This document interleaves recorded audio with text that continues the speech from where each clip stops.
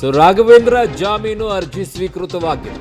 ಆದರೆ ಇದರಲ್ಲಿ ಈಗ ಗಮನಿಸಬೇಕಾಗಿರುವಂಥದ್ದು ಜಗದೀಶ್ ಹಾಗೂ ಅನುಕುಮಾರ್ಗೆ ಶ್ಯೂರಿಟಿ ಸಿಕ್ಕಿಲ್ಲ. ಅಲ್ಲಿ ಜಗದೀಶ್ ಹಾಗೂ ಅನುಕುಮಾರ್ಗೆ ಶ್ಯೂರಿಟಿ ಸಿಗದೇ ಇರೋದ್ರಿಂದ ಅವರಿಗೆ ಇಲ್ಲ ಅಂತ ಹೇಳಿದ್ದಾರೆ. ಸೊ ಈಗ ಅದರಲ್ಲಿ 6 ಜನರಲ್ಲಿ ಇಬ್ಬರು ಮೈನಸ್ ಆಗ್ತಾ ಇದ್ದಾರೆ. ಒಟ್ಟು 7 ಜನ ದರ್ಶನ್ ಅವ್ರನ್ನ ಸೇರಿದಂತೆ ಇಬ್ಬರು ಅಂತಂದರೆ 5 ಜನಕ್ಕೆ ಮಾತ್ರ ಈಗ ಅವಕಾಶ ಇದೆ. ಇನ್ನಿಬ್ಬರಿಗೆ ಜಗದೀಶ್ ಮತ್ತು ಅನುಕುಮಾರ್ ಅವರಿಗೆ ಶ್ಯೂರಿಟಿ ಸಿಕ್ಕಿಲ್ಲ ಅನ್ನೋ ಕಾರಣಕ್ಕೋಸ್ಕರ ಅವರಿಗೆ ಆಗಿಲ್ಲ. ಈಗ ಪ್ರಕ್ರಿಯೆಗಳಂತೂ ನಡೀತಾ ಇದೆ. ಈಗ ಇನ್ನುಳಿದಂಥವರದ್ದು ದರ್ಶನ್ಗೆ ಸಹೋದರ ದಿನಕರ್ ಹಾಗೂ ನಟ ಧನ್ವೀರ್ ಶ್ಯೂರಿಟಿಯನ್ನು ಕೊಟ್ಟಿದ್ದಾರೆ ಅನ್ನುವಂಥದ್ದು ಬರ್ತಾ ಇದೆ.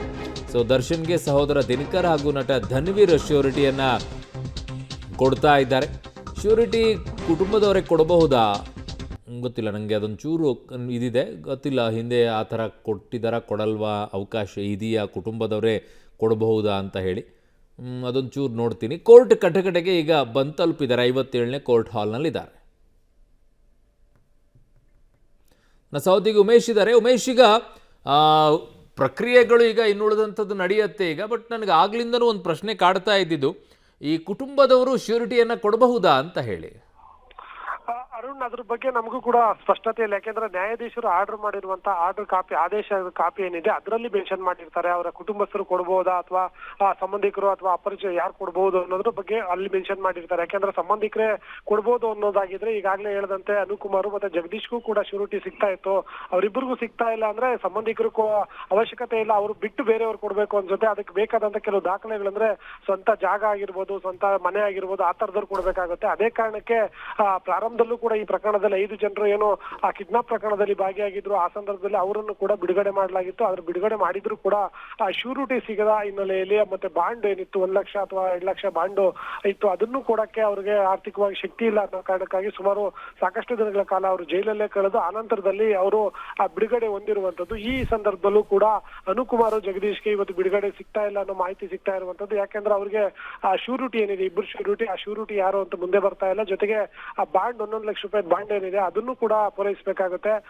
ಅವನ್ನೆಲ್ಲ ಪೂರೈಸಕ್ ಸಾಧ್ಯವಾಗಿಲ್ಲ ಅಂದ್ರೆ ಅವರು ಅಲ್ಲೇ ಜೈಲಲ್ಲಿ ಇರಬೇಕಾಗುತ್ತೆ. ಅವ್ರು ವಾಪಸ್ಸು ಯಾರು ಬಾಂಡ್ ಕೊಡ್ತಾರೆ, ಶ್ಯೂರಿಟಿ ಕೊಡ್ತಾರೆ, ಆನಂತರದಲ್ಲೇ ಅವರನ್ನ ಬಿಡುಗಡೆಗೊಳಿಸುವಂತದ್ದು. ಸದ್ಯಕ್ಕೀಗ ನಟ ದರ್ಶನ್ ಆರ್ಥಿಕವಾಗಿ ಚೆನ್ನಾಗಿದ್ದಾರೆ, ಅವರು ಪ್ರಬಲ ನಟ ಆಗಿರೋದ್ರಿಂದ ಅವ್ರಿಗೆ ಮಾತ್ರ ಈಗ ಆ ಬಿಡುಗಡೆ ಅದು ಸಂಬಂಧಪಟ್ಟ ಹಾಗೆ ಪ್ರೊಸೀಜರ್ ನಡೀತಾ ಇದೆ. ಬಹುತೇಕ ಎಲ್ಲರಿಗೂ ಕೂಡ ಇವತ್ತು 7 ಜನರಲ್ಲಿ 5 ಜನರು ಕೂಡ ಬಿಡುಗಡೆ ಆಗ್ತಾರೆ. ಮತ್ತೆ ಜಗದೀಶ್ ಅನುಕುಮಾರ್ಗೆ ಸಂಬಂಧಪಟ್ಟ ಷರತ್ತುಗಳು ಪೂರೈಕೆ ಆಗದ ಹಿನ್ನೆಲೆಯಲ್ಲಿ ಅವರನ್ನ ಇವತ್ತು ಬಿಡುಗಡೆಗೊಳಿಸುವ ಸಾಧ್ಯತೆ ತೀರಾ ಕಡಿಮೆ ಇರುವಂತದ್ದು. ಅರುಣ್, ಓಕೆ. ಹಾಗೆ ಸಂಪರ್ಕದಲ್ಲಿ ಉಮೇಶ್, ಧನ್ವೀರ್ ಹಾಗೂ ದಿನಕರ್ ಅವರಿಗೆ ಪ್ರಶ್ನೆಯನ್ನ ಕೇಳಿದರೆ ದರ್ಶನ್ ಸಹೋದರ ದಿನಕರ್, ನಟ ಧನ್ವೀರ್ ಶ್ಯೂರಿಟಿಯಾಗಿ ಅಲ್ಲಿ ನಿಂತ್ಕೊಳ್ತಾ ಇರುವಂಥದ್ದು.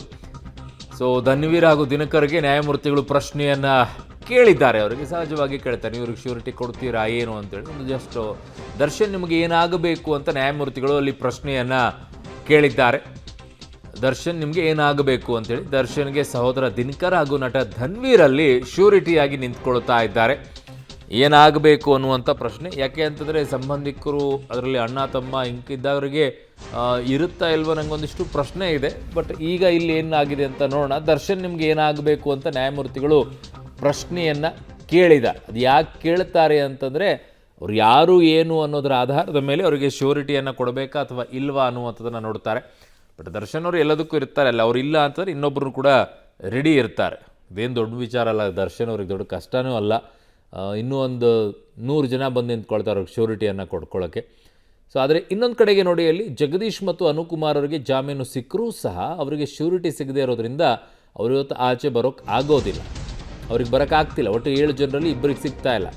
ದರ್ಶನ್ ಜಾಮೀನು ಪ್ರಕ್ರಿಯೆ ಈಗ ಮುಕ್ತಾಯವಾಗಿದೆ. ಈಗ ಬರ್ತಾ ಇರುವಂಥ ಮಾಹಿತಿ ಸೆಷನ್ಸ್ ಕೋರ್ಟ್ನಿಂದ ದರ್ಶನ್ಗೆ ಶ್ಯೂರಿಟಿಯನ್ನು ದಿನಕರ್ ಹಾಗೂ ಧನ್ವೀರ್ ಅವರು ಕೊಟ್ಟಿದ್ದಾರೆ. ದರ್ಶನ್ಗೆ ಶ್ಯೂರಿಟಿಯನ್ನು ದಿನಕರ್ ಹಾಗೂ ಧನ್ವೀರ್ ಅವರು ಕೊಟ್ಟಿದ್ದಾರೆ. ಶ್ಯೂರಿಟಿ ಕೊಟ್ಟಿರುವಂಥ ದಾಖಲಾತಿಗಳ ಪರಿಶೀಲನೆಯನ್ನು ಮಾಡಿದ್ದಾರೆ. ಈಗ ದರ್ಶನ್ಗೆ ಜಾಮೀನು ಪ್ರಕ್ರಿಯೆ ಈಗ ಮುಕ್ತಾಯವಾಗಿದೆ. ಸೊ ಇನ್ನು ಕೆಲವು ನಿಮಿಷಗಳಲ್ಲಿ ಅವರು ಮತ್ತೆ ಸೆಷನ್ಸ್ ಕೋರ್ಟ್ನಿಂದ ತೆರಳುತ್ತಾರೆ, ಅಲ್ಲಿಂದ ಹೊರಡುತ್ತಾರೆ. ಅಲ್ಲಿಂದ ಹೊರಟು ನೇರವಾಗಿ BGS ಆಸ್ಪತ್ರೆಗೆ ಬಂದು ತಲುಪ್ತಾರಾ ಇಲ್ಲ ಅವರ ನಿವಾಸಕ್ಕೆ ಹೋಗ್ತಾರಾ ಅಂತ ಹೇಳಿ ಸಿಗ್ತಾ ಇರುವಂಥ ಮಾಹಿತಿಯ ಪ್ರಕಾರ BGS ಆಸ್ಪತ್ರೆಯಿಂದ ಅವರು ಇನ್ನೂ ಕೂಡ ಡಿಸ್ಚಾರ್ಜ್ ಆಗಿಲ್ಲ ಅನ್ನುವಂಥ ಮಾಹಿತಿನೇ ಬರ್ತಾ ಇದೆ. ಹಾಗಾಗಿ ಅವರು ನೇರವಾಗಿ ಮತ್ತೆ BGS ಆಸ್ಪತ್ರೆಗೇ ತೆರಳುತ್ತಾರೆ ಅನ್ನುವಂಥ ಮಾಹಿತಿಗಳಿರೋದು. ಇನ್ನೂ ಕೂಡ ಅವರು ನಡಿಬೇಕಾದ್ರೆ ಸ್ವಲ್ಪ ಕಷ್ಟಪಟ್ಕೊಂಡೇ ನಡೀತಾ ಇದ್ದಾರೆ ಅನ್ನೋದನ್ನು ನನ್ನ ಸಹೋದ್ಯೋಗಿ ಉಮೇಶ್ ಕೊಡ್ತಾ ಇದ್ರು. ಘಟನಾ ಸ್ಥಳದಿಂದ ಅಲ್ಲಿ ಕೋರ್ಟ್ನಿಂದ ನಡ್ಕೊಂಡು ಬರ್ತಾ ಇದ್ರಲ್ಲ, ಆ ಸಂದರ್ಭದಲ್ಲಿ ಅವ್ರು ನೋಡಿದ್ದಾರೆ. ನೋಡಿ ಅವ್ರು ಹೇಳ್ತಾ ಇದ್ದಾರೆ, ಇಲ್ಲ ಹಾಗೇ ಇದೆ, ಅವ್ರು ನಡ್ಕೊಂಡು ಬರುವಂಥದ್ದು ಕಷ್ಟನೇ ಅನುಭವಿಸ್ತಾ ಇದ್ದಾರೆ ಅಂತೇಳಿ. ಸೊ ಈಗ ಸದ್ಯಕ್ಕೆ ಜಾಮೀನು ಪ್ರಕ್ರಿಯೆ ಪೂರ್ಣಗೊಂಡಿದೆ ದರ್ಶನ್ ಅವರದ್ದು. ಇನ್ನು ಕೆಲವು ನಿಮಿಷಗಳಲ್ಲಿ ಅವರು ಅಲ್ಲಿಂದ ಕೋರ್ಟ್ನಿಂದ ಆಚೆ ಬಂದು ಮತ್ತೆ ವಾಪಸ್ BGS ಆಸ್ಪತ್ರೆಗೆ ತೆರಳುತ್ತಾರೆ ಅನ್ನುವಂಥ ಮಾಹಿತಿಗಳು ಈಗ ಲಭ್ಯವಾಗ್ತಾ ಇರುವಂಥದ್ದು.